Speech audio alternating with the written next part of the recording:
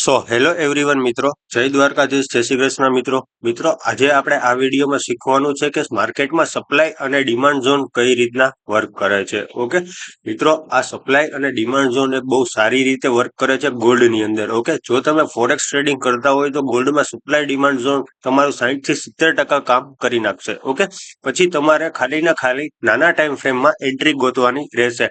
એ પણ હું તમને શીખવાડતો જઈશ, એટલે તમે આ વિડીયોમાં છેક સુધી બના રહેજો. ઓકે મિત્રો, જો તમે અમારી ચેનલમાં નવા હોય તો તમે ચેનલને લાઈક અને સબસ્ક્રાઇબ કરી શકો છો. ઓકે, ને મિત્રો, તમારે જો ટેલિગ્રામ ચેનલમાં જોઈન થવું હોય તો આપણી લિંક બાયોમાં છે, ચેનલના બાયોમાં લિંક છે, અથવા તો હું આ વિડીયોના ડિસ્ક્રિપ્શનમાં તમને આપી દઈશ કે જ્યાંથી તમે જોઈન થઈ શકો છો. ઓકે મિત્રો, સપ્લાય ડિમાન્ડ ઝોન બહુ સારી રીતે ફોરેક્સમાં વર્ક કરે છે. ઓકે, સપ્લાય ડિમાન્ડ ઝોન કઈ રીતના માર્ક કરવો અને આપણે કઈ રીતના ફાઇન્ડ આઉટ કરી શકીએ છીએ એ હું તમને આ વિડીયોમાં શીખવાડવાનો છું. ઓકે, એટલે તમે આ વિડીયોને સ્કીપ ના કરતા. મિત્રો, સપ્લાય એટલે શું થાય કે માર્કેટનો એક રેઝિસ્ટન્સ. ઓકે, રેઝિસ્ટન્સ એટલે આપણે પ્રાઇઝ એક્શન ભાષામાં માર્કેટમાં સપ્લાય ડિમાન્ડને સપોર્ટ રેઝિસ્ટન્સ કહી શકીએ છીએ. હવે પ્રાઇઝ એક્શનમાં શું કહીએ આપણે? Support resistance. અને એસએમસી ની ભાષામાં શું કહે છે? સપ્લાય અને ડિમાન્ડ. ઓકે, હવે સપ્લાય એટલે શું થાય? સપ્લાય એટલે પ્રાઇઝ એક્શનમાં રેઝિસ્ટન્સ. ઓકે, માર્કેટ એક અપસાઇડ હાયર રાઇઝ બનાવતું જતું હોય, એટલે કે આવી રીતના માર્કેટ હાયર રાઇઝ બનાવતું જતું હોય.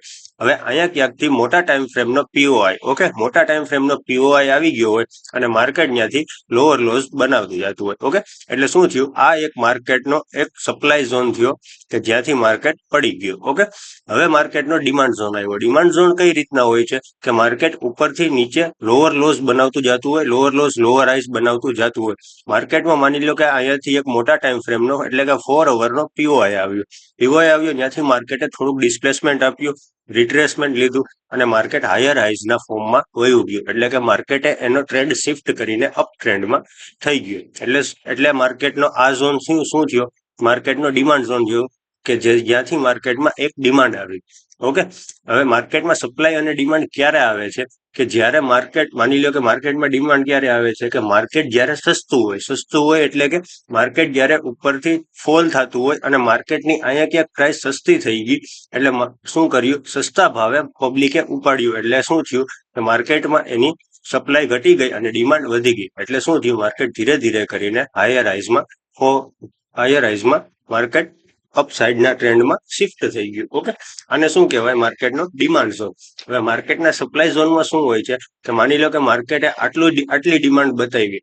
હવે અહીંયાથી જેને બાય કર્યું છે એ માર્કેટમાં અહીંયા સ્કેપ એનું પ્રોફિટ બુકિંગ કરશે. ઓકે, હવે અહીંયાથી પ્રોફિટ બુકિંગ કરશે એટલે શું થશે કે માર્કેટમાં મોટી ક્વોન્ટિટી કટ થશે. મોટી ક્વોન્ટિટી કટ થશે એટલે શું થશે? માર્કેટમાં એક થોડુંક શાર્પ સેલિંગ આવશે. સેલિંગ એટલું બધું પણ નહીં આવે કે જ્યાંથી માર્કેટ અહીંયાથી જે લોકોએ બાય કર્યું હતું એને બ્રેક કરી નાખશે. ઓકે, એટલે શું થશે? માર્કેટમાં એક સપ્લાય ઝોનેથી શાર્પ સેલિંગ બતાવશે અને પછી માર્કેટ પાછું સસ્તું થશે. એટલે પાછું માર્કેટમાં એની ડિમાન્ડ વધી જશે અને પાછું માર્કેટ અપસાઇડ મૂવ કરશે. તો આવી જ રીતના મિત્રો સપ્લાય ડિમાન્ડ વર્ક કરતું હોય છે. હવે આપણે વાત આવી કે કઈ રીતના માર્ક કરવા સપ્લાય ડિમાન્ડ ઝોન.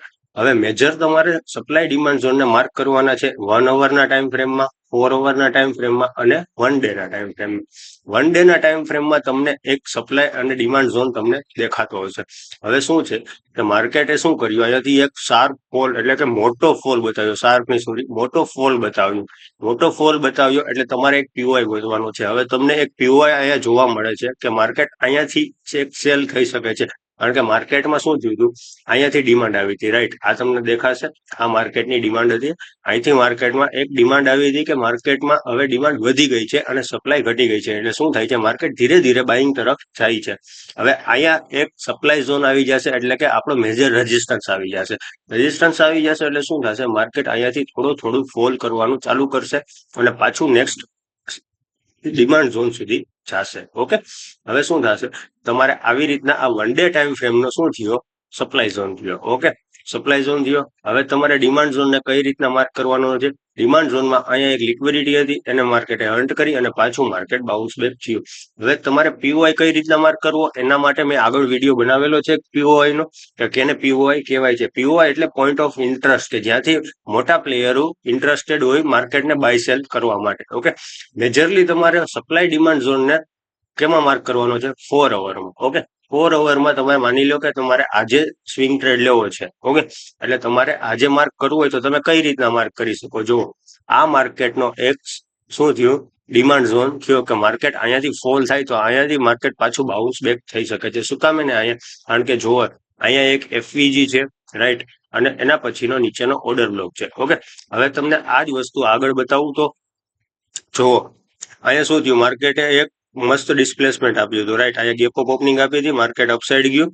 હવે અહીંયા એક તમને એફવીજી દેખાશે અને આ માર્કેટનો શું થયો, ડિમાન્ડ ઝોન થયો.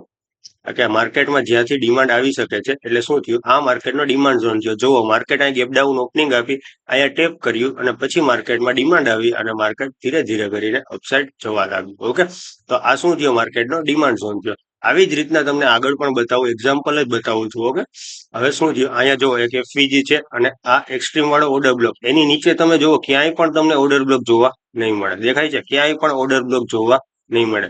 હવે આ ઓર્ડર બ્લોકે માર્કેટે આવ્યું. ઓકે, હવે અહીંયા શું થયું, અહીંયાથી પાછી ડિમાન્ડ આવી માર્કેટમાં અને પાછું માર્કેટ અપસાઇડ મૂવ કરી ગયું. ઓકે, તો આવી જ રીતના મિત્રો આ સપ્લાય અને ડિમાન્ડ કામ કરે છે. ઓકે, હવે આ તમે જુઓ, અહીંયાથી પાછું આ એક ડિમાન્ડ ઝોન થયો, માર્કેટ અંદર આવ્યું, આની લિક્વિડિટી અર્ન કરી અને માર્કેટ પાછું અપસાઇડ મૂવ કરી ગયું. ઓકે, તો આવી જ રીતના સપ્લાય ડિમાન્ડ ઝોન વર્ક કરે છે. હવે માર્કેટના સપ્લાય ઝોન કઈ રીતના ગોતવા, હવે તમે જુઓ, સેમ વસ્તુ આપણે શું ગોતતા હતા કે એક એફવીજી અને ઓર્ડર બ્લોક 4 અવરના ટાઈમ ફ્રેમમાં ગોતતા હતા. ઓકે, તો શું થયું કે માની લો કે આ 4 અવરનો એક પીઓઆઈ છે, એની નીચે એફવીજી છે, રાઈટ.